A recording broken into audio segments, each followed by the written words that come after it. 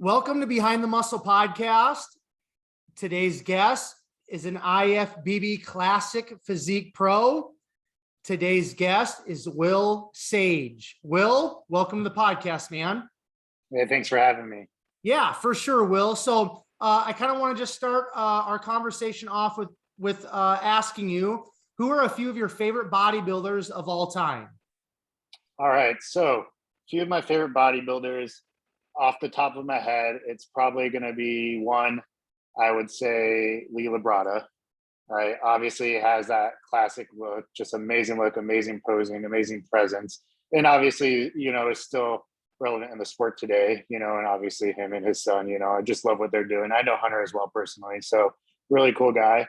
And then I'd have to say Dorian Yates, mainly training style. I think a lot of like what people are doing today with hypertrophy and everything, it's kind of Yates style, like derivative from that, you know what I mean? And then I'd also say Jay Cutler, mainly saying that because one, like just great bodybuilder, and two, he's just still doing so much for the sport today. And I mean, I ran into him in Vegas a couple years back, like right after I turned pro, and he legit, like he came up to me and he was like, hey, like, I saw you compete, last week, and I just want to say you train harder than some of the guys I competed against when I was going for Olympia. I was like, damn, that's what's up. And then we ended up having like an hour-long conversation, and ever since then, like we keep up with each other and like just super like genuine, really good guy. Awesome, man. You definitely can't go wrong with your top three there, man. Those are some, iconic bodybuilders, right? For sure. So Will, at what age did you start lifting weights? And then why did you start lifting weights at that specific age? Yeah, so I started lifting weights in, I'd say 7th grade. So that's like 14 years old. Basically, I was in middle school football, and I was always a small guy. I mean, I used to like when I started like this journey, I think like as a freshman in high school, I was still like 125, 130 pounds. So I was like a super small guy. I played football, soccer, and just really wanted to get in shape for that. So me and one of my childhood best friends at the time, we just started going to like the high school gym, and it just started off from there. And prior to that, I'd always been in and out of the gym. Like my father as a kid, I'm from a really small town, would always take me to like this gym, and like some of my earliest memories are just like him working out and me like running around. So that kind of, kind of started like looking back, my interest there. But yeah, middle school, 7th grade. Okay. Awesome, man. Okay. So, I kind of like to use that latter question just to kind of, transition into my guest, upbringing, childhood. So, talk a little bit more about, the small town, that you grew up in. What state did you grow up in? Any siblings? Talk about, you said football, soccer, talk about maybe just some things that you learned from sports, family dynamics. Just paint that picture a little bit for us, Will, please, up to about high school. And then I've got some questions to kind of move us on from there. Yeah, of course. So I am from Michigan, a smaller town, Allegan, Michigan. I think last time I checked, like the population is like, like 5,000 or something like that. So really not a big town. And mom and dad, they're still together. I have 3 older sisters. I'm actually the youngest in the family. I'm currently 29, and I think my oldest sister, she's 42. So, really big age gap there. But I grew up in, a good household. I mean, I will say that, I've told this story before, so I have no issues telling it again. We grew up in a not so financially stable environment. Basically, my father, like he was trying, with so many businesses and just like wasn't really clicking. And it got to the point where at some point in my childhood, I was actually homeless. Like my whole family was. We grew up through the church and everything, and they had a good relationship with one of the pastors in my hometown. And he actually like let us stay in a camper like behind he had like there's like the church, and then he had a building where you would like help people, and that was like maybe like a mile away from the church, and it's still there. Unfortunately he passed away, but the camper was in the back of that church. So while like the family was getting back on our feet, like it was, again, my mom, my dad, myself, and my 3 sisters in this little, like, it was like a 1.5 bed camper, you know what I mean? So one of the ones you just put on the back of a truck, so obviously like wasn't fortunate enough to have like a bunch of things growing up. Always, had to work hard for everything I had. And we did get out of that situation. And, my family ended up, getting a little bit better. But that's one thing that I'll always take with me. And one reason like why I work so hard at things, because, that kind of sticks with you. And I will say like my dad he was a really good father, but he was very hard on me. And one of the reasons being is obviously he's gone like 80% of the time, like trying to make ends meet for the family. So I'm with my mom and my three sisters. And, like he, wanted me to have like that masculine energy and, what I mean? And that be there as a father. So the time he was there, he was very, very hard on me, made me get a job very, very early on. I actually worked with him, traveling around when I wasn't in school and selling stuff. So he made me into a really good salesman. And I will say he paid me very, very well, especially for like my age. And then from there, I always played sports growing up.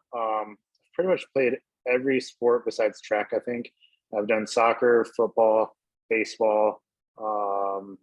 We really didn't have a crazy amount of sports, but yeah, that's basically, the top ones. And I was a really good soccer player. And so I kept with soccer and football going all the way through middle school. And then once I got to high school, I had to pick one. Unfortunately, they're in the same season. And my mom's brother was a professional soccer player in Mexico who passed away. And so she kind of wanted me to keep that legacy going. So I ended up deciding to play soccer. But yeah, that's just like a little snippet. Sorry, I kind of rambled there. So if you want me to go more in depth on anything, just let me know. Yeah, no, that's great. Now I saw on your Instagram, you have something on there that kind of indicates that you are still an individual of faith. And you mentioned before we hit record that you went to church. So I'm curious because faith is something that's very important to me. And because it's my podcast, we can talk about whatever we want, right? Yeah, for sure. So I would love to just have you share a little bit more about, your faith, kind of how did you experience faith when you were younger? How were you exposed to it?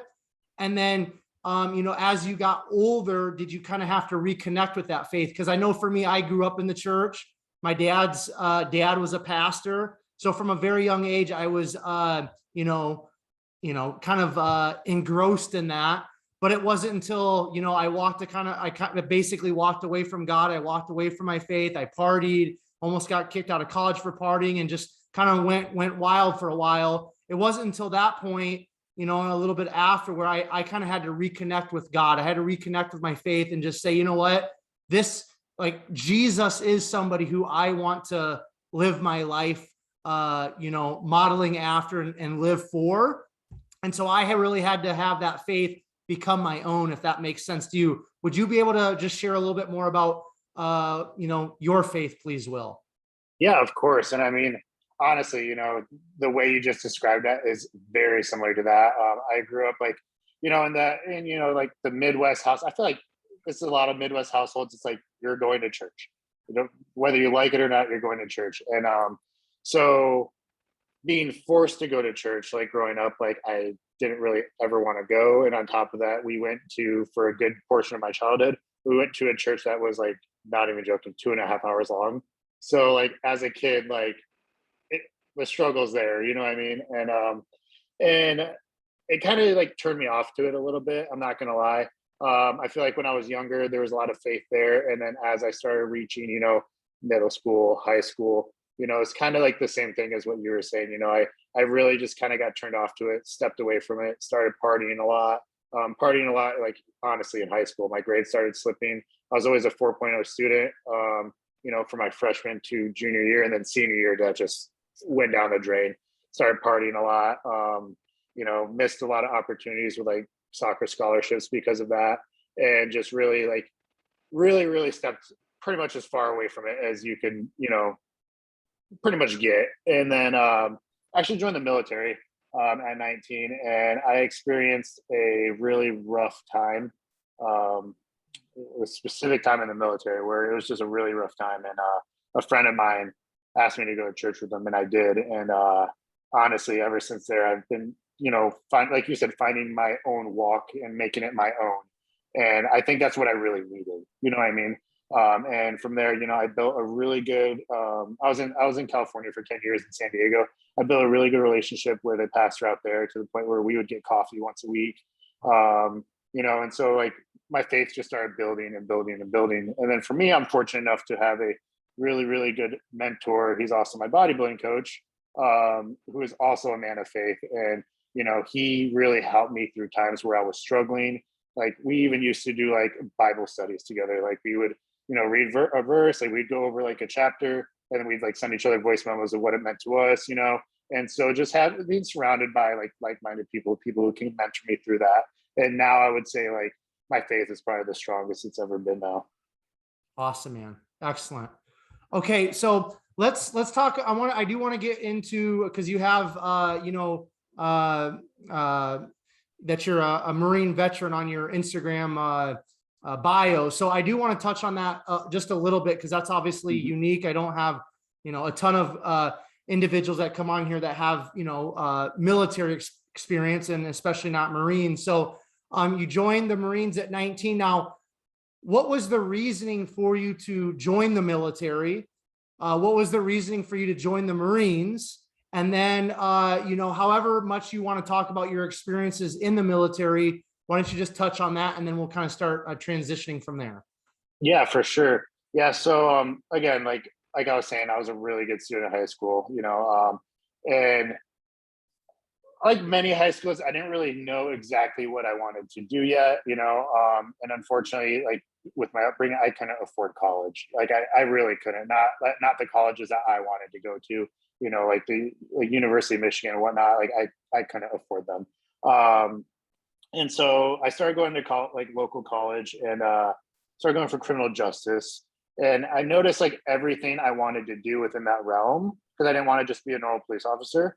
You needed military background. Okay, so for me, I'm like, okay, one, I can't pay for college. Two, I already need military background for whatever I want to do. So it makes sense to go in. So a buddy of mine, we actually were at, like, we would go, there's like this program in, I think it's like Kentwood, Michigan. And you could go twice a month, and there's like Navy SEALs there, and you would essentially like have a training day with them. So we started going to the Navy recruiter, and then basically what happened is he ended up going that route, my buddy of mine, and then I ended up basically just going like the Marine route. A really good friend of mine was a Marine at the time. And so me and my buddy joined at roughly the same time. And oddly enough, it was the same buddy I told you I started lifting with at 7th grade. Yeah. So he joined the Navy. I joined the Marines, and, from there shipped off, and it was pretty quick. We both left at roughly the same time.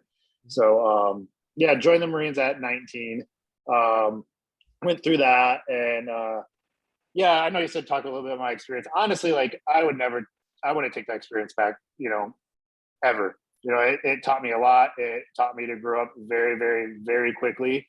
Most of the people I was surrounded with were mid-30s. So I started developing like obviously a more mature mindset very early on. And I will say you work a lot. I'm saying like, I'd have probably be working 15 hours a day, 6 days a week on average. So just very, very tiring, trying to bodybuild through that. And there was a lot of low points. One of the low points I mentioned is, there was a point where I was very, very broke and in quite a bit of debt. And I'm talking like so broke, like I would budget every penny to essentially like buy groceries, you know what I mean? And I remember one specific moment where my coach, my bodybuilding coach, he was like, "Hey, I want you to go get a cheat meal today. I want you to get," he said like 4 sushi rolls and something else. I was like, I can't. And like I couldn't at that point even afford a Big Mac from McDonald's. You know what I mean? And so that was like one of those low points. And then at the time, my girlfriend at the time, she just left me. And it was just like everything piled on top, plus all the stress of the military. Plus I was deploying in a couple months. And so just, again, though, the military taught me so much. I wouldn't take it back. And honestly, I probably would have stayed in if it wasn't for me just having bigger goals for myself. Really, I knew I wanted to be my own boss. I knew I wanted to start my own business. I knew I wanted to pursue bodybuilding, and those just weren't things that were feasible while staying in the military with what I was currently doing. So So was it a 4-year contract that you served, or longer? 5 years. Oh, Yeah, I 5 did years. 5 Okay. years. Okay. Now, did you end up deploying? And if so, what was that experience like? Yeah, so I deployed. Wasn't anything crazy. There wasn't any like wartime, anything crazy. There was a stint where, we flew into somewhere where it was a little dangerous, and I won't speak too much about that. And outside of that, I spent a lot of time on a ship. I spent some time in Japan. So honestly, it was an enjoyable experience for me. I like to travel. It's just, again, a lot of work, just really. And I was single at the time, so at that point, like, nothing really, I know a lot of people struggle because they're married and whatnot. For me, didn't have any issues there. I actually just really enjoyed it. I'm not gonna lie. Cool. All right. So now it sounds like you were trying to do bodybuilding while you were in the military. So why don't you talk about, going from starting to lift weights, in 7th grade, more probably focus on like, sports specific training. When did you kind of transition into more like hypertrophy and bodybuilding training, and talk about just your draw and attraction to bodybuilding? What was it that really pulled you into that community?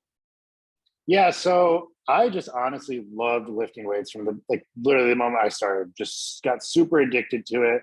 I mean, it got to the point where we would have practice in the afternoon in high school, and so we would start lifting in the morning. So I'd wake up super early before school.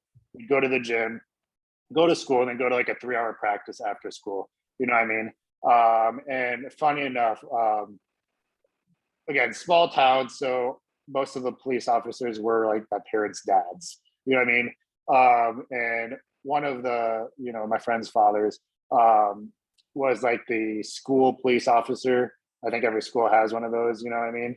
And he gave us the key to the school to for like the weekends. And the principal at the time, he obviously didn't know. We got caught in there, and he tried getting us arrested. But funny enough, like, person who was trying to get us arrested by is the one who gave us the key.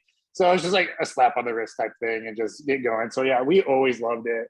And I started transitioning more into hypertrophy training, bodybuilding my senior year. And then actually did my first show my freshman year of college. It was like legit 2 weeks before I shipped off to the Marines. So I did my first show then. And really the transition there was my senior year of college, I was like on bodybuilding.com every day. And then also like the forums every day, you know what I mean? And just learning and taking as much as I could, and, learning macros and all that. And I coached myself for my first show. The gym I went to my freshman year of college was like a very, very much like bodybuilder gym. It was in Kalamazoo, Michigan. And met like, quite a few bodybuilders in there who kind of like mentored me through that process. And I got to know them. I got to know like the ins and out of bodybuilding right then and there. And then again, I went and did my first show, actually like won the overall, and then shipped off 2 weeks later. So, So then once you kind of finish up, Will, with your time in the Marines, what kind of transpired in terms of like job, career? And I kind of want to move in that direction, because then I want to kind of finish, the rest of our time kind of getting into the nuts and bolts of bodybuilding. So after you got out of the Marine Corps with your 5-year term served, what transpired? What unfolded career-wise for you, please? yeah. So obviously going into the military from, just doing my first show, I knew it's something I wanted to keep doing. And I remember like right after boot camp, you go to like your school and everything. I remember my instructors there. One of them was a former bodybuilder, and he was like, "You're never going to be able to bodybuild while you're doing this." And I was like, "Okay, watch me." You know what I mean? And sure enough, I did. I did a show. Besides when I was deployed, I did a show, at least one, every year in the military. I think like 2 of those years I did like 3 or 4. And it was really hard. Like it was really hard. I mean, I at one point was probably sleeping like 3-4 hours a night just so I could get everything done, which, like that's driving stress up and it's harder to lose body fat. And it was like a disaster, but we made it work. And for a good portion of that, I was also living in the barracks, which is like, if you know what the barracks are, it's like a dorm room, right, in the military. So I had to cook all my meals on this little toaster oven. And so like it would like meal prep for me was a whole day long because you could fit like 2 chicken breasts in this thing. So I'm sitting here cooking all day long. So bodybuilding was very, very hard, to the point where when I got out, it made bodybuilding very, very easy. You know what I mean? But about 2.5 years in, I'd already been mentoring under my current coach I started working with him in 2013. And I've been mentoring with him like ever since. And so I've just been constantly intaking knowledge. Knew about 2.5 years in, 3 years in that, I didn't want to pursue like criminal justice anymore. I wanted to be my own boss and I wanted to coach. And so I just asked questions like every single day and took everything like a sponge. And basically what I would do is to learn is like, I would take on, I think I started like the first 30 people I coached were for free. You know what I mean? Just, and it was, none of them were like competitors. It was all like lifestyle. And what I would also do with my coach is I would kind of predict what his next move was going to be. And then I started noticing a trend. I would get it right almost every single time. And then on top of that, just continue asking him questions. So it made it, by the time it was time to get out of the military, I had a really solid information base. And I also knew like I wanted to coach competitors. I wanted to coach women as well. So during that time, I was also mentoring under some people for like some hormonal stuff, lab work, everything. Because for me, when I started coaching, like officially like taking on paid clients and everything, I knew if there's one thing I hate, it's like when someone asks me a question, I don't know the answer to it. And I'm not going to bullshit anyone. You know what I mean? I'll tell you if I don't know the answer to it. But I didn't want to run into that like often at least, you know what I mean? So when I started taking on paying clients, I would say I had a really, really solid knowledge base. So the day I got out of the military is the day I started taking on paying clients, like literally the day after. And then from there, just started building business. I also was training people in person. And, I got to the point where I would train, probably like 9 people a day, like 6 days a week. So that work ethic was there from like obviously my upbringing, then the military working so much. And I was like, oh man, 9 clients a day, 6 days a week. This is nothing compared to what I was doing in the military. It made it super easy. And then again, I'm living in California, super expensive. So on top of that, I was working at a supplement store at the same time, just to further make ends meet. Okay. So before we go any further, I want to ask you, because you touched on your family's financial struggles, when you were growing up, is that something that has, really been a driving force for you throughout your life? I mean, obviously getting into the military really taught you that work ethic and, kind of quote unquote, the grind. And I'm assuming that's kind of still to this day, the way that you're living your life is you're grinding. But is it fair to say, and if so, I want you to expound a little bit more on this, Will, that lack of money or financial stability in your childhood is a very strong driving force to this day in how you are living your life and what you're pursuing in your life. Is that fair to say? Expound on that, please. 100%. I actually just talked to like pretty much my best friend yesterday about this, you know what I mean? Yeah. So again, obviously didn't grow up in the most financially stable place. I also grew up in a place where nobody really leaves. Like people are like very, very hardworking, but there's like a factory like where they make pharmaceuticals, and it's like huge. So a lot of people just go there. And again, like everyone's so hardworking. It's just, I knew that I wanted something more, you know what I mean? And I think, joining the military, going to California, I started seeing like the other side of things, being like meeting people, networking. I started seeing the other side of things. And I remember a specific conversation. I was having a few drinks with a couple of people, and these individuals were talking about stuff I couldn't even fathom. Like I'm talking like this person's like best friend, their dad owned like a whole building in New York. I'm talking like that type of money.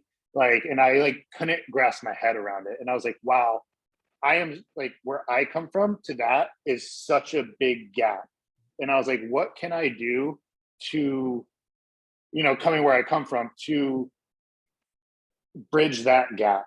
And the reason being is because the Sage name has always been, that low income, like going through a very similar scenario that I went through, what I mean, and that my family went through.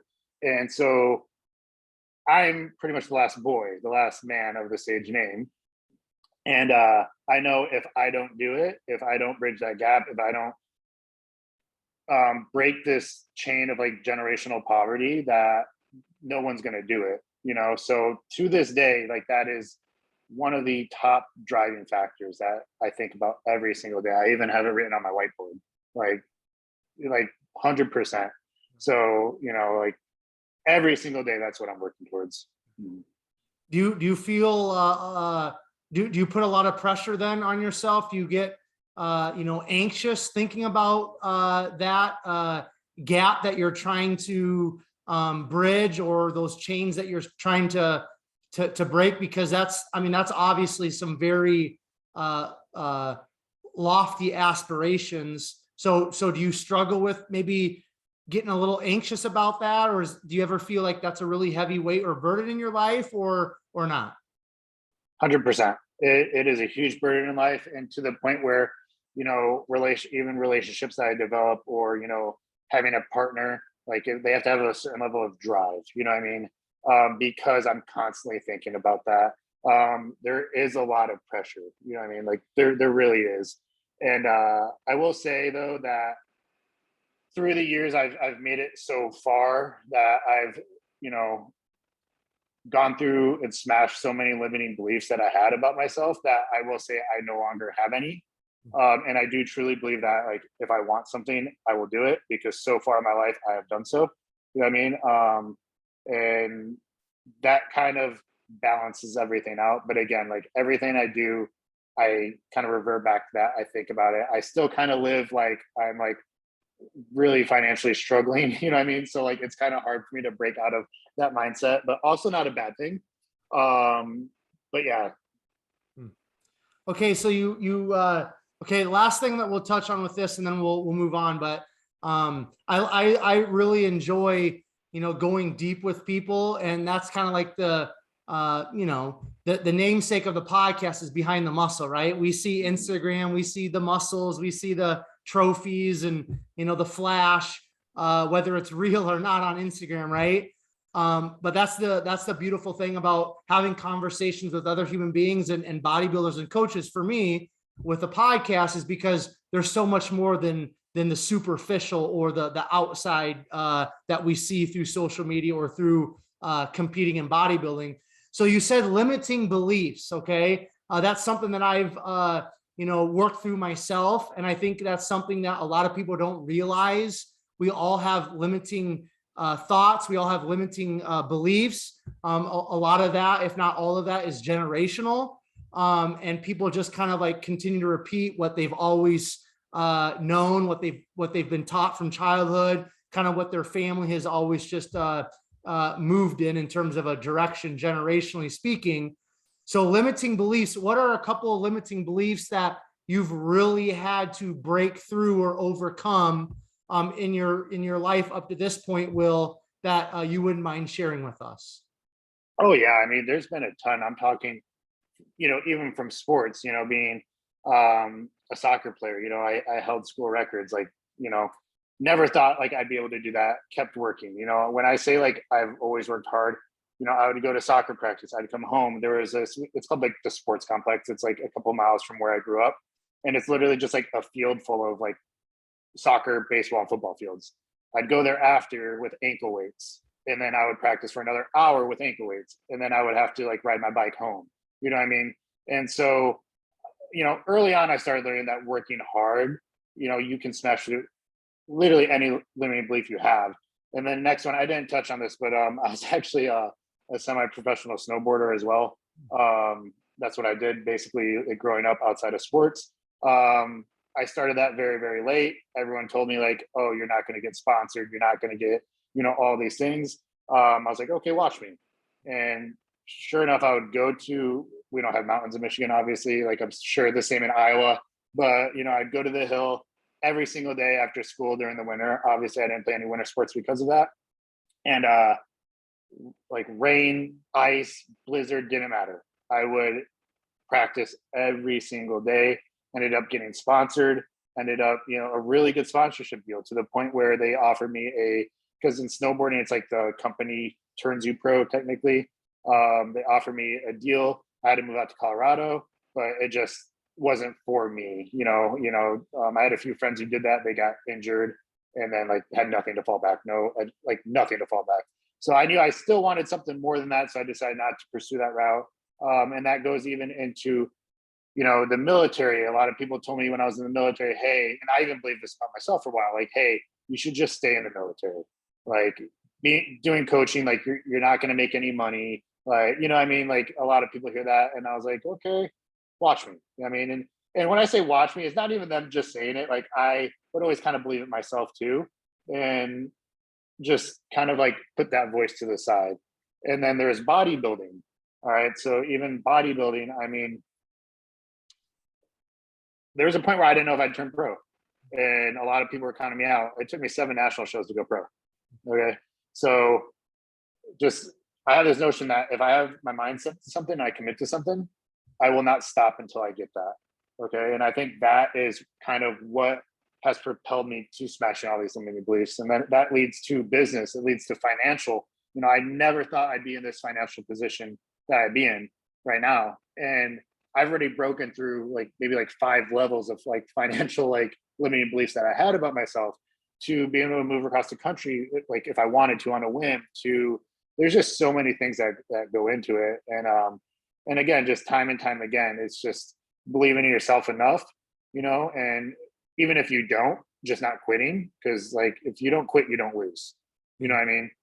If you don't quit, you don't lose. You just keep learning, you find a way to do it, and that doesn't mean people who smash through limiting beliefs don't have insecurities. Some of the most successful people are the most insecure people in the world. Not saying that I'm insecure, but it's insecure in the way, I don't know if I can do this, but I also don't know how to quit. So I'm just going to do it anyways. You know what I mean? And the next thing you know, you just start leveling up, and you keep leveling up and keep leveling up. And then you look back. I look back to 3-4 years ago. I'm like, holy shit. Damn, that's crazy. You know what I mean? Yep. Awesome, man. Okay. So, I want to get back into a little bit of coaching talk before we get into competing and bodybuilding talk. So you get out of the Marine Corps, you immediately begin, kind of like, we'll just call it a career in terms of coaching and training people. Now, in terms of getting clients, you said that you were training people in person. Did your initial clientele kind of come from your connections within the military? How did you kind of start off in terms of getting clients? And then how have you been able to build that clientele in terms of more online as opposed to in person? Because you can work in a gym and you get clients. We all get that, but the online space is maybe a little bit different. 100%. So honestly, this is something that, I have a good friend of mine who's actually changing this. His niche is with the military. But there's not much support in the military for dieting and taking care of yourself, to be honest. There really isn't. It's first and foremost, mission is priority, you're second. To be honest, that's how it is, and whoever wants to say otherwise, I'm sorry. You know what I mean? So to be honest, I didn't have a lot of support when I was in the military for doing what I was doing. Even the people that I was associated with, they kind of, what's the word? Kind of me out on it. You know what I mean? And they would be they'd all go out drinking on the weekends. I wouldn't, because I'm in prep, and they think it's dumb. So to be honest, I think I only got 2-3 clients from the military when I got out. And really, it started off with, I had one client from San Diego State University who's still my client today. I started training him in person, and then I started training like two of his buddies in person, and then his buddy's dad in person, who's like this crazy adventure man. Like this dude is insane. And then I started just being in the gym every single day, and people starting to get to know me in the gym. And I'm actually very, very introverted. Like I'm a huge introvert. But when you're in your comfort, like of like the gym's like where I'm at all the time, you're able to communicate better, you're able to network better. And so I just started networking, talking to people, and then sure enough, people started noticing like, wow, this guy knows how to train. Because again, I've already been studying for how long, you know what I mean? And I started being known as pretty much like one of the best trainers, if not the best trainer in San Diego. And sure enough, like things just started compiling up and up and up. And what I started doing then is I started transferring a lot of these in-person clients to online as well. So I would train them in person and then also do their diet as well. So I didn't have a huge influx of online, not from like all around the States or anything like that. It was all specifically like in Southern California. And then as I started building up my online, I started noticing like they both were kind of going up at about the same level. And for me, there is a point where it's like, okay, you're either all in or you're not. And I know a lot of people, if they're listening, they're online, they're in-person trainer and they want to transition to online. Like it's scary for a lot of people, you know what I mean? And this where that limiting belief thing comes in. It's like, no, like where is the ceiling at? Right? The ceiling is much lower if you're training people in person. And my passion was bodybuilding coaching. So it would make more sense to go online. So I took the risk. I'm like, okay, I'm going to cut off all my in-person training and I'm going to strictly go online. And sure enough, from there, it just started growing, to be honest. Because I had enough clients online to kind of self-sustain. And then from there, I just put all my focus into that. And again, you show results, people are going to come. If you're the best at what you do, people are going to come. You know what I mean? And being consistent, showing consistent results kept yielding more clients being interested and more people hitting me up. And from there, it just continued to grow. So outside of going all in the terms of business and leveling up in your business and growing your online business, what are a couple, things that you implemented or you kind of just stumbled upon or your coach kind of taught you?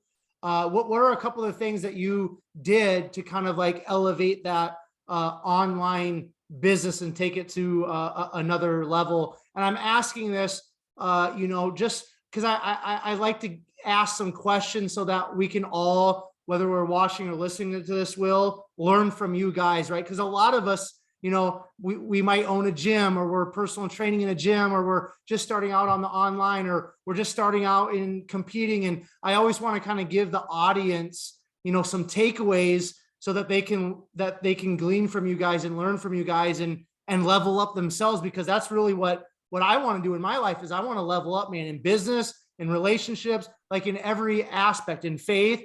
And so what are some of those things that you did outside of going all in that we can kind of maybe gain or glean from you in terms of growing your online business? Of course. First off, having that mentality you just said, where it's like you want to level up with everything, business, coaching, knowledge base, because knowledge is power, knowledge is money, knowledge is time. You know what I mean? It's all of those. Leveling up relationships, because the people around you, they lift you up. Like I truly believe in, who you surround yourself with is kind of like where you're at. And I've seen it time and time again, even within myself, you know what I mean? So that's first and foremost.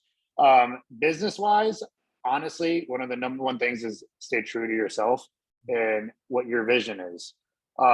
Basically, there's a lot of people trying to be online coaches and out there right now, like a lot. And the market is very, very saturated with online coaches. However, it is not saturated with a lot of good online coaches and good just bodybuilding coaches or lifestyle coaches as well. And it's really not, because a lot of these people, they care too much about the money and not about their craft.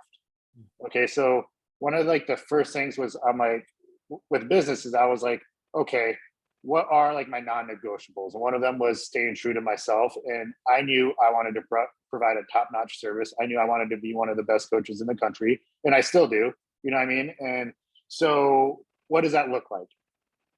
It looks like consistency. It looks like consistent results. Okay, so I feel like a lot of people take one or two routes, and that is either they strive for knowledge base and consistency, or they strive for like the more monetary value, right? And they hire like all these lucrative business coaches who are having them do all these things to get the clients, but they can't keep the clients. And one of the things my coach told me was just that. He was like, look, when I coach, I want to make it affordable for essentially like, everybody, and so I started thinking about that and I was like, okay, when I first hit up my coach at age like 19, right? What can I afford? You know what I mean? And you have a lot of these business coaches out here like trying to charge, 2 grand plus for 12 weeks, right? I would not be able to afford that at age 19. Right. So when you're looking at like staying true to yourself, do you want to help people or you just want to make money? Right. Personally, I would rather help people first. That's like my first pillar. Right. So staying true to yourself in that sense. So that's what I did. I was like, you know what? I'm not going to charge all this money that all these people are telling me to charge. I'm going to stay true to myself. I'm going to practice my craft. I'm going to make it affordable so that 19-year-old me could do it, even if it involved having to save a little bit, which I did have to save a little bit to hire my coach. I'm like, okay, so that's definitely the route I want to go. And honestly, taking that route is the best thing that I could have done. Yes, it was slower. Yes, it took a lot more time to build up the clientele, but I got to a certain point to where I actually did end up hiring a business coach. And that business coach, I specifically remember she said, wow, you've made it this far without any sort of business coach at all. I'm like, yeah. And to the point where she didn't have to really do anything as far as what a typical business coach has to do for clients. She just did my systems, right? And pretty much making it to where like I got hours of time back in my day. Okay. And so basically that's what I did. And I stayed true to that today. Like I honestly, am not doing anything crazy as far as like crazy business models or anything like that. And I currently have 6 coaches under me, under my company Precision Elite. And I tell them the same thing. I'm like, first and foremost, take care of the client. Okay. Like we want to produce results. We want to help people. And if you do that, it's all going to come to you. Like, again, if you're the best at what you do, it's going to come. Now, I think a lot of people get discouraged. I think a lot of people will go 3 months and be like, oh, I'm not getting clients. I'm going to quit. Right. And again, that's where the not quitting, staying consistent, going through it. Yeah, you might have to eat shit for a little bit, but it's going to build up. You know what I mean? And that's honestly my outlook on things. Obviously, I do think I have a very, business savvy mind in the sense of networking, talking to people, figuring things out. And I can honestly say I get that from my father, because like he's never had since I've known him, a normal job. You know what I mean? It's always been like networking and seeing how he works. But yeah, it's just finding people who know more than you, who are better than you at specific set things, and learning that knowledge of what you want to know to apply to your business. And if you want me to go on any more in depth on anything there, I can 100%. I just want to ask one more thing, and then we're going to get into bodybuilding talk. So at what point did you will decide that, hey, I need to hire a business coach? Like, what was your thinking in terms of like, this is the point that I need to, go out and get somebody to kind of help me business wise? To be honest, it's when I was getting enough clients to where I knew I wanted to hire another coach under me. And that was the point where I was like, okay, I need to get a business coach now. Right. And honestly, it did really, really well for me. I worked with her for a year, and then ever since then, I've kind of like adopted the systems, and then it's been under myself. Right. I do everything right now with actually my sister, who I hired on as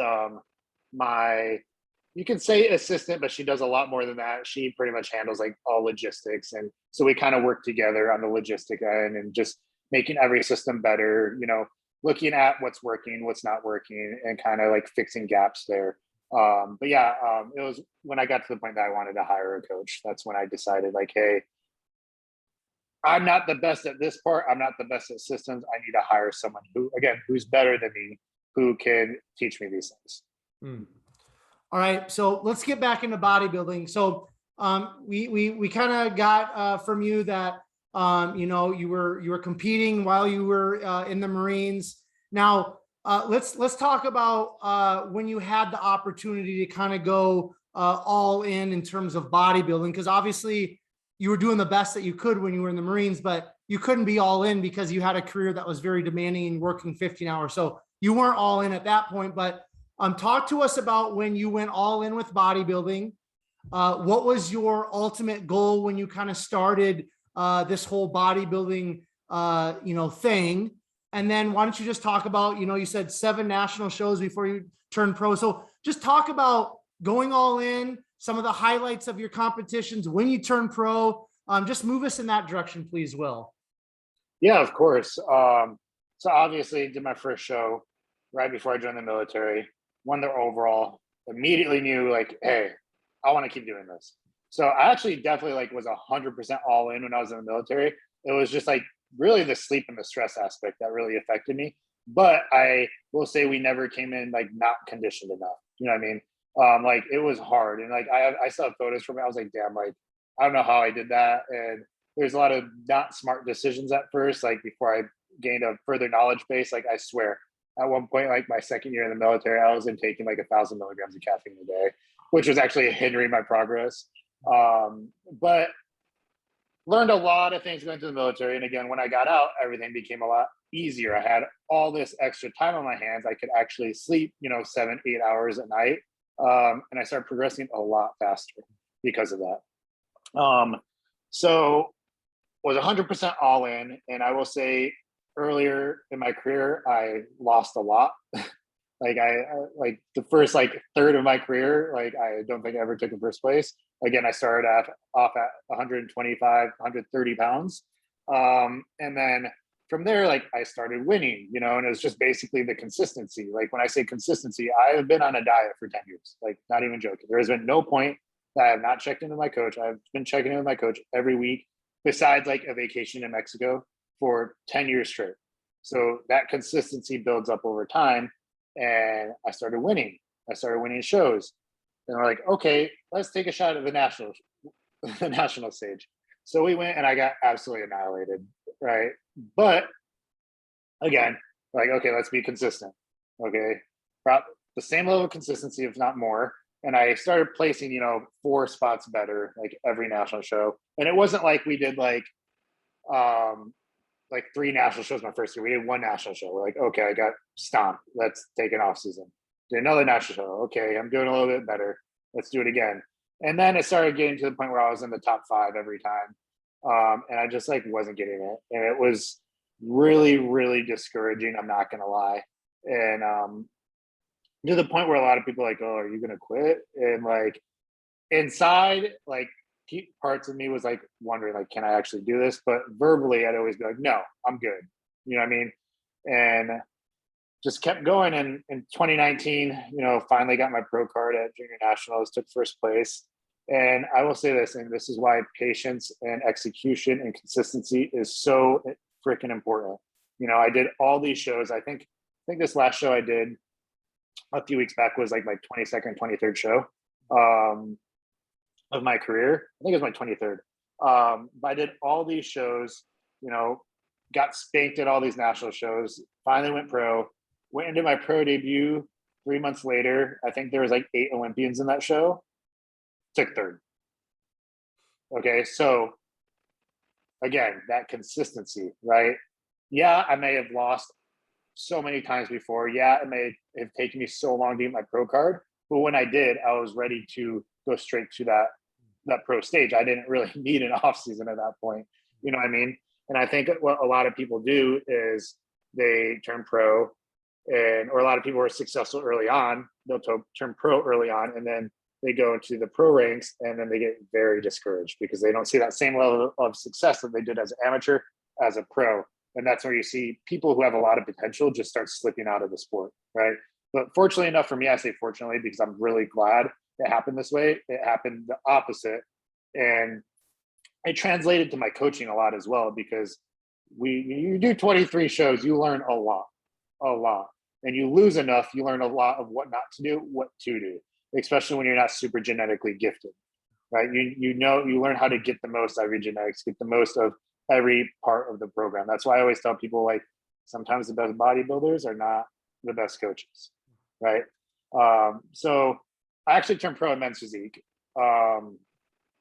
Did my first pro show men's physique. Did another pro show men's physique, and it was during COVID. And honestly, like, I just didn't do well in that show. It was really unfortunate because I had a show literally the day after, like, the whole country got shut down. Like, I was literally one day out. I was in LA. I was at my hotel, like, just carving up. Already had my tan on. Show gets canceled, and like, that was, like, up to that point the best I've ever looked in my life. We tried keeping the look for an extended period of time till a show opened up. Wasn't able to hold it. And then from that point on, we're like, hey, let's make the transition to classic. And then I made the transition to classic last year, actually. And then from pro men's to pro classic, I took fourth in my pro classic debut. And then I've been, first call out every pro classic show I've done. So that's essentially been the timeline of, my bodybuilding career. Yeah. Okay. Now I want to touch on when you turned pro in 2019 at Junior Nationals. I mean, after, doing those 6 previous shows or 7 national level shows, whatever it was, I mean, what was the feelings and the emotions that you kind of had, when you turned pro? I mean, was it really one of those, breakthrough moments for you? And just walk us through that for a couple minutes, because it had to be a game changer for you, really, in a lot of different ways. Yeah. I will say this: the year prior, I took fourth, like, three national shows or something like that. I don't even remember. And I remember, like, at the last one, I was like, this is never going to happen again. Like, and I've never worked so hard in my life in that, like, 7-month span, to make sure that it never happened again. And again, it was a limiting belief, man. Like, it was like, you lose 6 times and, like, it hits you a different way. So when, junior nationals came, there was 5 in the first call out, and I was in the center. So, like, 2 people to each side. I stepped off stage, and my coach was like, congrats, man, you're a pro. And I was like, don't say that shit yet. like I didn't want to hear it yet. Like, I was like, until my name's called, like, that's all. And man, when my name was called, like, I kept it together really well. And then as soon as I went backstage, like, I'm not the type of guy that, like, shows too much emotions. I'm really not, just, like, super introverted. Went backstage and, like, just probably took 5 minutes to myself, just sitting down, and just like, wow, like, huge breakthrough moment, huge limiting belief, crush, and just started crying, man. And then got together, went to, like, the lobby. My coach was the first person I saw, and I was like this close to, like, crying again. I was like, nah, I'm gonna hold it in, give him a big hug. Saw my family. That's actually was like the first show my mom had ever been to. So it just, I'm really glad it happened that way. And it's the first show my dad had ever been to. So yeah, just huge breakthrough, man. Just amazing. I never asked you, and I'm going to ask you right now, because this is kind of interesting to me. What do your parents think about the whole bodybuilding thing? And then, I mean, are they just like crazy proud of everything that you've accomplished up to this point? I mean, talk about that, because that's, there's different themes throughout different people's lives, and the theme that I'm gathering from our conversation today, Will, is like, it's breakthrough and leveling up and just doing what's never been done within your family tree or family lineage. And you talked about the stress of that and the weight of that, but talk about what do your parents think about all this stuff, man? Like, share that with us for a couple minutes, please. Yeah. So I will say, like, my relationship with my dad and my mom growing up were, like, absolute opposites, right? My dad, again, he was super hard on me, like, really hard on me. And I don't think I ever, like, truly heard him say, like, hey, like, I'm proud of you, until, like, I got that deal, that snowboard deal. And it's probably because my dad is the one who kind of, like, propelled me into that, like, adventurous side. Like, my mom, she didn't like me doing anything dangerous, so he got me into snowboarding, and we kind of lied about it. We'd say we were going somewhere, and we, like, we'd have our snowboard stuff in the truck and we'd change into it after we left, you know. So I think that was like the first time I ever heard him say he was proud of me. And again, is that he never was. He was just so hard on me because, like, again, like growing up with, you know, with all women around you. I mean, he just wanted me to grow up to be a really hardworking individual, you know. And joining the military, they're super proud. I will say they always supported me through whatever I wanted to do sport wise. Always did. Like my mom never missed a soccer game, like legit not one my whole career. Never missed one game. My dad would go when he could, when he wasn't working. And so they really support me through everything, even the military. The only thing I will say, like they didn't support me on was they're actually the ones who said, hey, you shouldn't leave the military, you know? And looking back, I know why. And it's because like, hey, here's a stable thing that, you know, no one's really been able to have really in my family. So I look back and I know why. And then now doing what I'm doing now, I still remember a few years back, I went home and they both like, we were having breakfast and they're like, hey, we just want to let you know we were wrong, you know? And so like they verbally said, hey, we were wrong. Like, we're really proud of you. And so now like they're just ecstatic, man. They like love what I do. Like they're, as long as I, you know, do it in a healthy manner. Obviously like I'm very transparent with them. They know the ins and the outs of the sports. So they're just like, hey, as long as you're healthy, like keep crushing it, keep going after it. Like you're whatever you want to do, you've taught yourself that you can do it. So like 100% supportive. Like it's amazing. It really is. Yeah. And really just the route I'm taking with life. You know, my goal is to buy them a house. And we're actually like looking at houses last year to buy them. And none of them were really like the one. So I was like, we'll wait until we find like the one. You know what I mean? So even that, like, it's just huge for them, you know, whenever like I'm home, I try to like kind of cover everything. And they're just always like, you know, not that I need to, they're just like, just really, really proud. So yeah, it's just an amazing feeling. It really is. And they're super supportive. Cool, man. Absolutely cool. So competitively speaking, now you did I think a handful of shows this year. I think you just competed a couple weeks ago or 3 weeks ago, whatever it was, at the San Antonio Pro. So talk about the competitions that you did this year, Will, and then I want you to just share with us what's kind of like your ultimate goal competitively as a bodybuilder before you hang up the posing trunks. Yeah, for sure. So funny enough, man, I thought this year was going to be my last year. Mainly because I'm a better coach than I am competitor. Just, you know, from a genetic standpoint, like I'm realistic. Like I know my genetic capability, and I also know what level of coaching I'm at. And honestly, like again, like all three shows I did, I actually had clients compete the same weekend I did shows. And two of those weekends, one of the weekend I took home 2 overalls, and the other weekend I took home 1 overall. So I'm still like doing my job while I'm competing. And because it's normal to me. I'm like, if I look good on a normal day when I'm working, like, why can't I work? You know what I mean? Like the day before a show, it wouldn't make any sense. So, you know, I realized, oh, hey, like it's not, I'm still able to balance it super, super well. But as soon as, you know, I think my personal career starts seeping into my professional career, you know what I mean? That is when it's time for me to hang it up. So this year, I mean, I did 3 shows in 4 weeks. San Antonio Pro was the last one, which was actually last weekend. Yeah, so 1 week ago, my first show was like September 3rd, and it was in Anaheim. It was a Southwest, and took second by 1 point, man. We were tied in prejudging, and then we pulled ahead 1 point in finals, and that was Valentine, who took second to Courage in the Texas Pro. So lost to him by 1 point, so close to Olympia qualification. Savannah Pro the week after, I was splitting center and prejudging, and then, you know, it was just an error on our fault. We don't make them often, but had a little bit of error between prejudging and finals, and kind of came in a little flat in the finals, and unfortunately, I got punished for it. You know, rightfully so.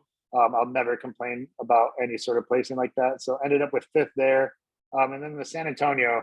Honestly, like we took 6th, and you know, like I'll just take that one to the chin. You know what I mean? But the point is, like, you know, it's awesome to know that I made that transition from men's physique, and I have been in that first call. So I've done 4 Classic Pro shows now, every Classic Pro show. So we're there, and what the next step is going to be, like we're already planning. Like we started planning the night of that show.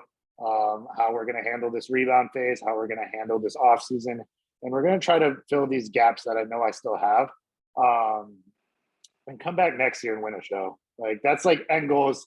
I think that last limiting belief, I don't even say it's a limiting belief at this point. It's just my last goal competitive wise is to make it to the Olympia. Probably win a few pro shows and I think I'll be happy there, So that is my goal right now. So when you turned pro and you got your IFBB status, did you see an uptick in your coaching business? Do you feel like that pro card has really let's just say elevated your business? And if so, speak on that for a minute. Yeah, I would say it does. And I don't think it's even the pro card, to be honest. I think it's just being lean, to tell you the truth. Like it shouldn't be this way. And the way social media is set up is, like algorithms and everything like, and I don't post it for this reason, because I actually don't post myself super often, besides like when I'm like right there for a show. I mean, I don't even tell people I'm doing a show until I'm like 2 weeks out. You know what I mean? I just keep the spotlight on my clients. And I do notice I'm like, oh, wow, I did a show and got this influx of, leads coming in, these influx of inquiries coming in. And I'm like, it shouldn't be that way, but, it is, and I notice it, with friends of mine too, like where they're like, oh, when I'm leaner, like more clients come through. You know what I mean? And like, they're not even pros. So I'm like, I don't think it's necessarily the pro card. I think, it can give you kind of more rapport to certain individuals, but I don't think it's 100% needed. I mean, my coach doesn't have a pro card and he's, arguably one of the best coaches in the world right now. I just think it might take a little longer without like personally competing and personally, being in it. Because I think there is something to like being in the trenches yourself as well. Okay, so you have not named your coach. Can I ask? Oh yeah, yeah, of course, yeah. R.L. Alberto Cuts. Okay, cool. Yeah, he's like honestly, he's like my older brother, to tell you the truth. Like, we worked together for 10 years. Like we talk to each other every freaking day. So yeah, just great mentor, great guy, like great coach. Like I can confidently say I wouldn't be where I'm at today without that man. So. All right, man, we're going to start heading towards the finish line here, Will. I want to touch on training just lightly here because, a big part of bodybuilding is training, and probably most everybody that's watching or listening to this podcast has some sort of interest in bodybuilding and hence the training. So how did you kind of start out training, and how has your training evolved over the years? And then kind of like, let's just talk about maybe this year, this prep, what was your training specifically like? What was your split even maybe up to this point? Man, that's a great question. It really is, because my training has literally like evolved tenfold throughout the years. When I started, like, I feel like this is a lot of people. I did a lot of volume, like no rhyme or reason. It was just like push as many sets as you can. Like super high volume, a lot of drop sets. And then didn't see any progress there. I really didn't. And so that, started leading to like a different training style, which is kind of the same. It was just a little more intense. And I started training with my buddy AJ. He's an IFBB Pro. He's actually like a really good friend of mine. He lives here in Austin as well. And we no shit would be in the gym for like 3 hours. And it's so idiotic. Like looking back at it, like so dumb. And we would just like go as hard as we could and still like minimal progress there. Like we just weren't recovering. So as the years went on, I started having to like really figure out, and this again, some people, they could just like, I know specific guys who they look at a weight and they grow, they just have those genetics and they can train that way and they will get massive. You know what I mean? And like for me, it was like I really had to break down exactly like a specific style. You know what I mean? I really had to go on the ins and outs of, training, nutrition, everything. So I started transitioning into a more Dorian Yates style training, which is why, I listed him as like one of like my favorite bodybuilders, and started studying his training like crazy, man. And I started developing like a different style of training, a very intense, like very like high grit level of training, like do or die level of training. And it went from, probably doing like 25, 30 sets of workout to like 8 to 12, you know what I mean? Like true sets. And and I'm sure you've had enough people on the podcast who talk about like that style of training, but just really high intense, like gun to your head, like gritty training. You know what I mean? And so that's actually where I packed on. I remember when I started training that way, we did an off season, and my stage weight changed 15 pounds. Like, and I was like, wow. Right. And then obviously it slowed down after that. You know, be lucky to get a few pounds now. But yeah, I mean, I've pretty much kept that style of training. I've, you know, thrown a little bit, taken a little bit from like Joe Bennett. I've taken a little bit from John Meadows. I took a lot from John Meadows actually, because Ariel had a very, very good relationship with John Meadows. So I took a lot from him and kind of like developed like my own training style where it's like some volume here, but most of it is like that kind of Yates style. And then transitioning into classic physique, I knew I had to bring up my legs. So I started splitting into a quad dominant leg day with like one hamstring movement, and then a hamstring and glute dominant leg day with one quad movement, and splitting up the volume there. And it worked really, really well for me. However, we noticed like going into this prep that the way I train, it's really hard for me to back off. Like just like my mentality, it's really hard. Even though I know, like if I had a client and they're right in front of me, I'd be like, back off. You know what I mean? Like when it's yourself and you have that mentality, like it's really, really hard. And I noticed like I was kind of shooting myself in the foot because about halfway through my leg session, like I'm smoked, and I wasn't getting enough out of the rest of my leg session. So we tried something different this prep, and it worked really well. It was just really tough. And that is, we actually reverted to a higher frequency training split. And I did like, you know, a push pull arm off, like push pull arm off split. Notice there wasn't any legs in there. And what we did is we did one quad and one hamstring movement on every training day. Okay, so we started doing that, and it was a rough transition, because imagine doing like a whole back day and being smoked and be like, oh, I have to hack squat now. You know what I mean? So it was a tough transition. But we noticed like I was able to recover so well from it. And then we went back to a normal push pull leg about 2 weeks out of the show, kind of bring inflammation down, which it did. And again, it worked really, really well. And so now I'm currently taking a break from that, and I'm going back to like my ham and quad dominant leg day, except I'm switching it up a little bit. I'm doing, you know, split ham and quad on both days, just to see if I can recover a little bit better from it. And so far, so good. So we'll see what that brings this off season. Awesome, man. Okay. I'm going to ask you, Austin, Texas, before we turned on the mic. You said that you currently live in Austin, Texas. Why did you choose that city? I've heard a lot of great things in terms of the fitness culture there. It's very similar, I've heard, to, you know, like San Diego, Denver, Colorado. Talk about Austin, Texas. Why'd you decide to pick up and move there? Yeah, so I was in California. I was in San Diego for 10 years.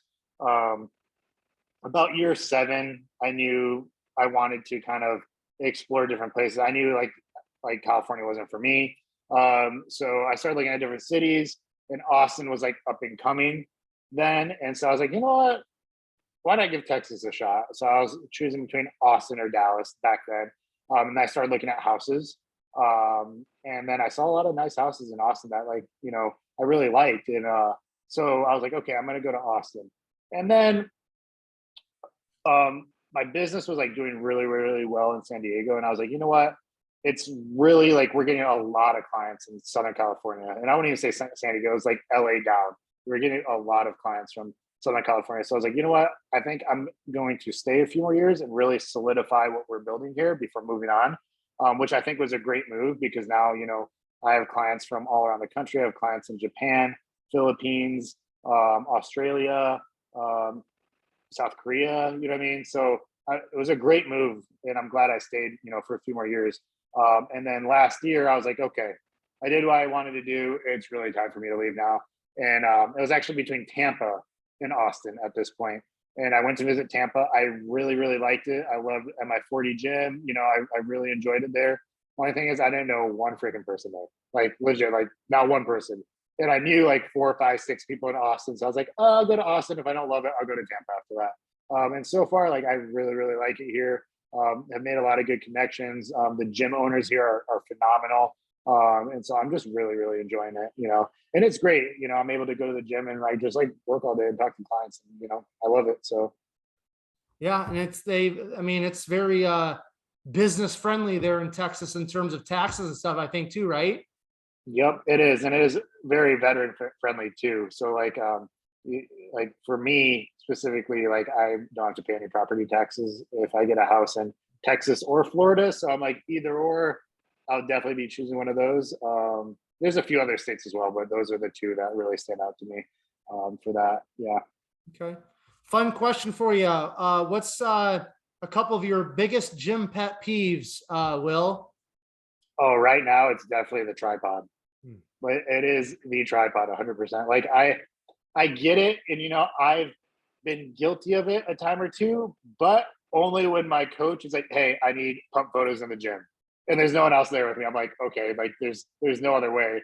And that is it. That is strictly it for me. It's I feel like it's like getting like it's becoming like a huge thing, and it's like starting to become like really distracting.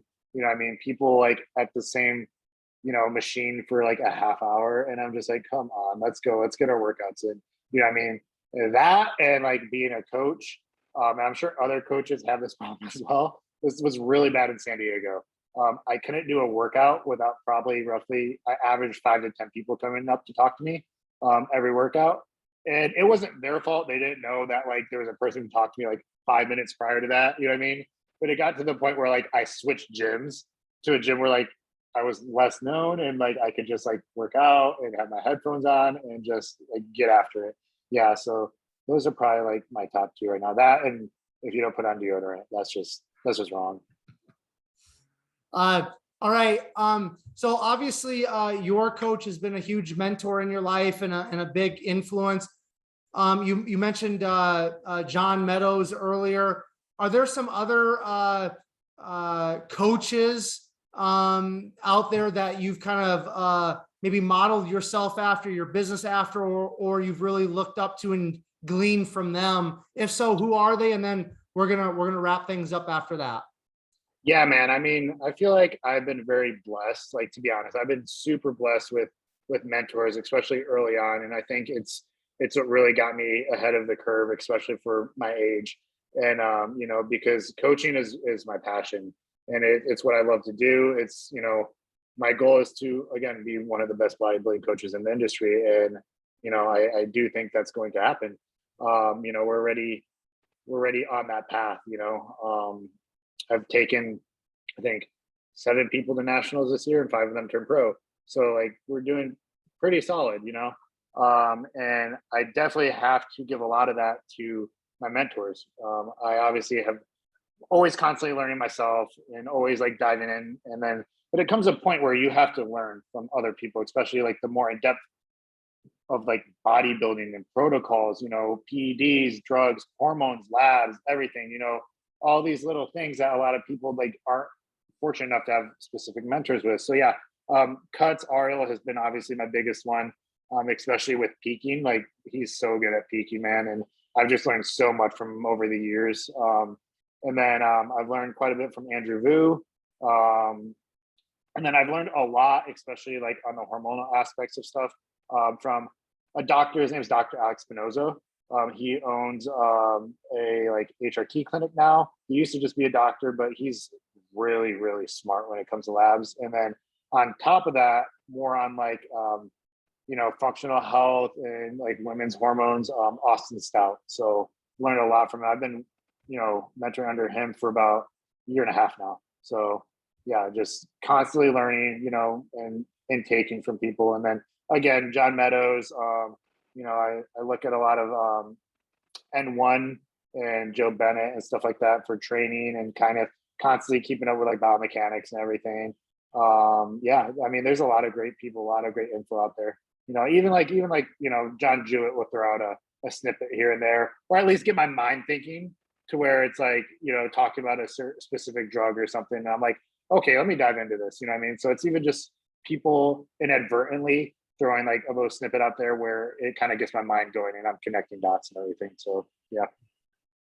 All right. Will, I want to say thank you, man, so much for coming on, taking some time out of your busy schedule to, chop it up with all of us, share your bodybuilding story, your life story, your coaching story, man. It's really genuinely appreciated. So thank you so much. I want to ask you one final question. And that is, what do you feel like bodybuilding has taught you, or what do you feel like bodybuilding has given you? Honestly, man, it has given me so much. And I wish I actually answered this question on another podcast, and I wish I could remember my exact answer because it was like the perfect answer I could have for it. But honestly, like it has taught me, I will say this, I will say bodybuilding has taught me more self-discipline and drive than, the military did. It really has, because this is a 24/7 type thing, and if you can do this and if you can do it successfully, you can really freaking do anything. You know what I mean? It's just a consistency thing. It really is. It's really taught me drive. It's honestly gotten me out of my shell, like my introvert shell, where I talk to people now. I'm a little more extroverted now, able to hold, conversations. It's made me more empathetic as a coach, dealing with so many personalities and, just like really understanding people. You know what I mean? Not looking at them as a client, but understanding people and becoming empathetic, especially with a military background. I really needed to learn that empathy. You know what I mean? And yeah, honestly, like that's what I'm going to chalk it down to, just like drive, consistency, showing yourself that you can do whatever you put your mind forth to. Awesome, man. All right. Before I do a quick outro here, Will, I just want to kind of turn it over to you. If you have any final thoughts, any final words, any shout outs, the platform's yours. Give us your Instagram, anything else that we need to know, or the best way that we can reach out to you, connect with you. I'm going to turn it over to you. Then I'll do a quick outro. So platform's yours, man. Yeah. Well, first and foremost, I appreciate you bringing me on, like truly. And sorry if I'm like a little spacey in there. I'm not gonna lie, like down a whole freaking cup of coffee like right before we hopped on this because I was feeling it today. But I really appreciate it, man. And yeah, so my Instagram is willsage_. Super simple. Like if you just type in Will Sage, you'll find it. And besides that, I don't think I have anything else for you. Just like really what it comes down to is like whoever's listening is like, whether wherever you're at in bodybuilding, just like stay consistent and, crush limiting beliefs and like you can literally do whatever, you set your mind for to, like you truly can. And I truly believe that. So just, keep crushing it. All right, man. Thanks so much, Will. I appreciate it. Okay. Yeah. Thanks, man. Yep. You're welcome. All of you who are tuning in to another episode of Behind the Muscle podcast, I just want to say thank you so very much. Quickly, as we wrap up this awesome conversation with Will today, if you have not done so already, please hit that subscribe button on YouTube. That's really important because I release all of these episodes first on YouTube, and then I'll distribute them to iTunes, Castbox, Podbean, and some of the other major podcast platforms. So if you have not subscribed to BTM on YouTube, please do that today. And then also take this episode with Will, share it on your Instagram stories. Make sure you tag Will, tag Behind the Muscle so that we know that you listened specifically to this episode and found great value in it, in which I know you did. When you guys share these episodes on your Instagram stories, it's also a great way for other people that haven't found BTM yet to find it. They're going to watch, they're going to listen, and they're going to be positively impacted by the athletes and the coaches' stories that are being shared on Behind the Muscle podcast. So please, it's really important to me that you guys share these episodes on your Instagram stories. And then finally, I will leave you all with this. Remember, behind the muscle, there's always a story. We'll catch you guys later.